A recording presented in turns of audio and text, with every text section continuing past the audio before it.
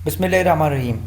आज हम लोग पढ़ेंगे मिसिंग पर्सन्स के बारे में। राइजिंग जो एक नंबर है मिसिंग पर्सन का पाकिस्तान में, और पाकिस्तान के अंदर हमारे मुल्क के अंदर एक इशू है मिसिंग पर्सन का, कि मिसिंग पर्सन का ये इशू क्या है, हम इसको देखने की कोशिश करेंगे। अगर आपको ये लेसन अच्छा लगे तो आप एजुकेटेड पाकिस्तान को ज़रूर सब्सक्राइब कीजिएगा और इसके साथ साथ इस वीडियो को लाइक भी कीजिएगा ताकि और भी लोग इसको देख सकें और इससे फ़ायदा उठाएँ। तो चलिए शुरू करते हैं कि मिसिंग पर्सन का क्या केस है। अभी अभी जो हमारे इस्लामाबाद हाई कोर्ट के चीफ़ जस्टिस हैं, उन्होंने हमारे पीएम को यानी शहबाज शरीफ साहब को इन्फोर्स डिसअपीयरेंसेस के ऊपर अदालत में बुला के उनको रेप्रीमांड किया है। हमने देखा कि हसीब हमज़ा की जो इस वक्त उनका जो केस था, जो कि उनके बाप ने एक पटिशन दायर की थी, उसके ऊपर ग्रिल किया है। किसने ग्रिल किया है? इस्लामाबाद हाई कोर्ट के चीफ़ जस्टिस, जो कि ख़बरों में आए रहते हैं, जो कि बहुत ज़्यादा विजिलेंट हैं और जिनकी तारीफ़ भी की अमेरिकन एक जर्नल ने कि वो पाकिस्तान के बेहतरीन जजेस में से एक हैं। उन्होंने हमारे पीएम को इन्फोर्स डिसअपीयरेंसेस के ऊपर क्या किया है, यानी जबरी गुमशुदगियों के ऊपर क्या किया है, बुलाया है और उनकी रेप्रीमांड किया, उनको झाड़ पिलाई है। तो एमनेस्टी इंटरनेशनल ये कहती है कि बेसिकली पाकिस्तान में क्या है, 3000 कंप्लेंट्स आई हैं, यानी 3000 के करीब शिकायत दर्ज हुई हैं कि इन्फोर्स डिसअपीयरेंसेस हुई हैं। ठीक है, इन्फोर्स डिसअपीयरेंसेस हुई हैं पाकिस्तान के अंदर, यानी हमारे मुल्क में 3000 के करीब ऐसे लोग हैं। एमनेस्टी इंटरनेशनल जो कि एक नॉन गवर्नमेंटल ऑर्गेनाइजेशन है, जो कि दुनिया में ह्यूमन राइट्स की प्रिजर्वेशन के लिए काम करती है, उसके मुताबिक 3000 के करीब केसेस हैं इन डिसअपीयरेंसेस के। अब गवर्नमेंट ने इन इन्फोर्स डिसअपीयरेंसेस के बाद क्या किया, एक कमीशन बनाया। क्या बनाया? एक इंक्वायरी कमीशन बनाया। अब उस इंक्वायरी कमीशन की रिपोर्ट के मुताबिक हमें क्या मिली हैं, 7000 के करीब कंप्लेंट्स मिली हैं इन्फोर्स डिसअपीयरेंसेस की। और उन्होंने ये भी दावा कर दिया उस इंक्वायरी कमीशन में, जो कि गवर्नमेंट ने बनाया था, कि 5000 के करीब तो हम रिजॉल्व कर चुके हैं, यानी 5-7 लोग जो गुमशुदा हुए थे उनमें से 5000 तो हमने वापस कर दिए हैं। ठीक है, तो 5000 जो लोग हैं वो घर को पहुंच गए हैं, हमने उनकी रिस्पॉन्ड किया टाइमली, और वो क्या है, वो घर चलेंगे। अब इसमें कितनी सदाकत है हम नहीं ये जानते। ठीक है, तो इन्फोर्स डिसअपीयरेंसेस होती क्यों हैं? बेसिकली इन्फोर्स डिसअपीयरेंसेस के बारे में अभी तक कुछ ऐसा पता नहीं चला कि ये क्यों होती हैं।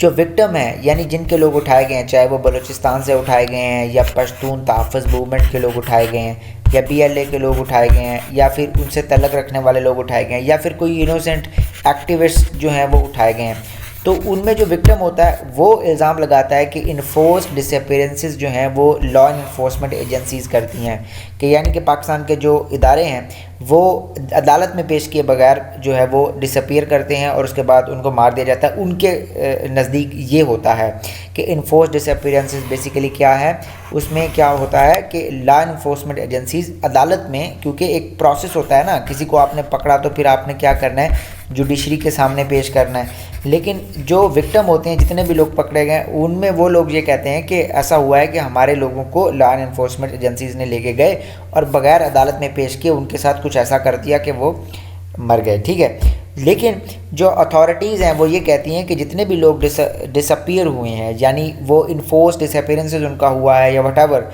वो क्या हुए, उन्होंने या तो टेररिस्ट ग्रुप्स को ज्वाइन कर लिया है या फिर वो इलीगली माइग्रेट करके चले गए हैं यूरोप में घर वालों को बताए बगैर।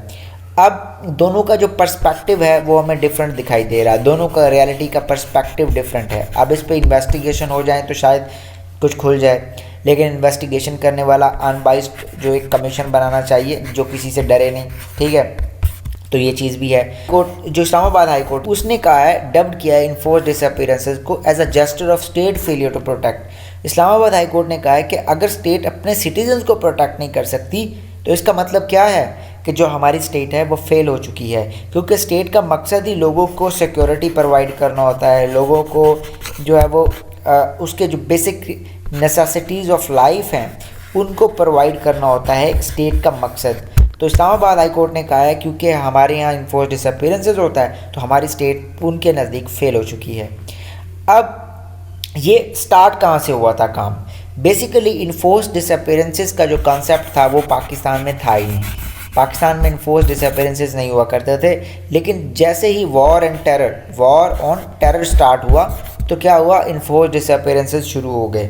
तो जनरल परवेज़ मुशर्रफ के रजीम के दौरान जब उसने कंडोलिज़ा राइस जो थी, उन्होंने फ़ोन किया था मुशर्रफ साहब को कि either you are with us or against अस, या आप हमारे साथ हैं या अगेंस्ट अस। तो ये डर गए।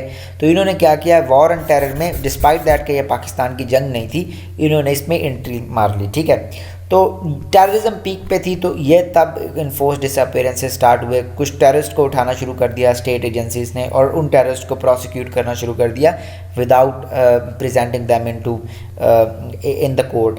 और समटाइम्स ऐसा होता था कि कुछ लोग पकड़ के अमेरिका के, यूनाइटेड स्टेट्स ऑफ अमेरिका को हैंड ओवर कर दिए जाते थे। उनके घर वालों को नहीं पता होता था, लेकिन उनका जो बंदा है वो गुआंतानामो बे के अंदर क्या होता था, जो कि जेल है यूएसए में, वहाँ पे सड़ रहा होता था। ठीक है, तो authorities have handed over, authorities ने हैंड ओवर किया है अकम्प्लिसेस ऑफ टेररिस्ट के अकम्प्लिसेस को यूएसए को भी। ठीक है, अब जनाब यहाँ पे हम देखते हैं कि पाकिस्तान में एक जीनत शहजादी नाम की एक्टिविस्ट थी बेचारी। वो एक्टिविज़म करती थी, ह्यूमन राइट्स की वायलेशन के खिलाफ बोलती थी। उनको कोई आर्म्ड बंदे उठा के ले गए, और जब वो चली गई तो उनका कोई सुराग नहीं पता चला। तो उनका एक ब्रदर था, उस बेचारे ने क्या किया, उसने सुसाइड कमिट कर लिया, यानी वो खुद को मर गया। फैमिली डिस्ट्रॉय हो जाती है इन्फोर्स डिसअपीयरेंसेस से। And later she was recovered, और बाद में उसको जनाब पाक अफगान बॉर्डर के ऊपर रिकवर कर लिया गया। ठीक है, अब कौन से सॉल्यूशंस हैं, कौन से वो हम तरीक़ेकार हैं जिनका इस्तेमाल करके क्या कर सकते हैं, वो हम क्या कर सकते हैं, इसको इन्फोर्स डिसअपीयरेंसेस को क्या कर सकते हैं, ख़त्म कर सकते हैं। तो जनाब क्राइम यानी जो क्राइम है इसको हम एक क्राइम के तौर पे बना दें। ये जो इन्फोर्स डिसअपीयरेंसेस हैं इसको क्राइम बना दें और इसकी सज़ा को मुख्तस कर दें।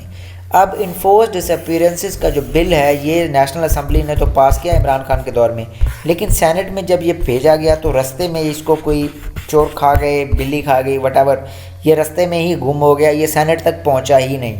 तो अगर ये पास हो जाता तो उसमें लिखा हुआ था कि जो भी बंदा, चाहे वो कोई स्टेट का मुलाजम होगा या कोई और होगा, अगर वो इन्फोर्स डिसअपीयरेंसेस में मुलव्वस पाया गया तो उसको 10 साल की कैद होगी। तो इससे इन्फोर्स डिसअपीयरेंसेस ख़त्म हो सकते हैं, क्योंकि एक डर होगा स्टेट के जो बाशिंदे हैं या फिर कोई भी आदमी जो नौकरी करता है, वो किसी भी लॉ इन्फोर्समेंट एजेंसी का हिस्सा, वो इससे डर जाता। तो इससे ये एक पहला तरीका था जो कर सकते हैं, लेकिन इसमें हम लोग फेल हो गए हैं। Media restrictions must be ended. अब मीडिया जो है वो इन लोगों को क्या करता है, हाईलाइट करता है। तो पैमरा क्या करता है जी, पैमरा क्या करता है, किसी भी न्यूज़ चैनल को जो इस चीज़ को हाईलाइट करता है उसको धमकियां देता है। तो जनाब होना ये चाहिए कि ये पैमरा ख़त्म कर देना चाहिए ताकि मीडिया फ्री हो और वो उन चीज़ों के बारे में कर सके, हाईलाइट कर सके।